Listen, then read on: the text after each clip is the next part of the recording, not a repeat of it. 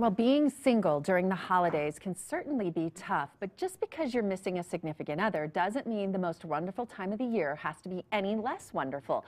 So how can you be single during the holidays and happy? Relationship expert Hillary Silver here with some advice for us. Good to see you, Hillary. Hello.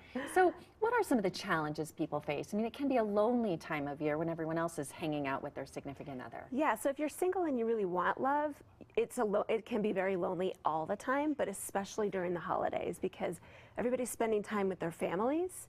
And if you don't have a family of your own, it just really exacerbates or highlights the fact that you don't have that. What are some of the mistakes people make and make it even more lonely or difficult?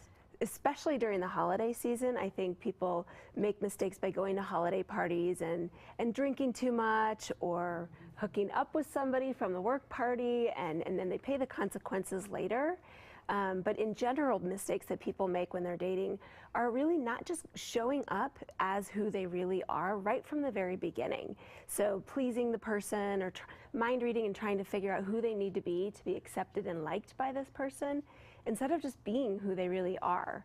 And then another big mistake that people make is really not trusting their gut or listening to their intuition.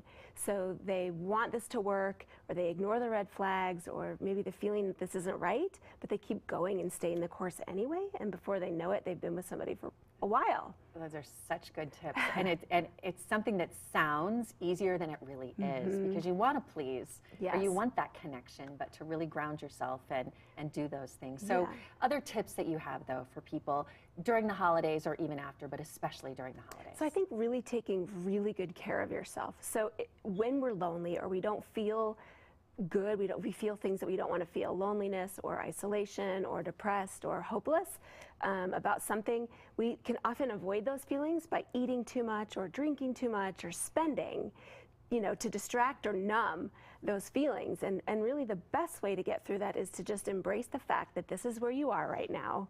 You may not like it, but then figure out what you need to do to create steps to get out of that situation. And sometimes it happens when you least expect it, exactly. Right? Especially if you're really just trying to find happiness with yourself first, then you're more likely to attract that perfect mate.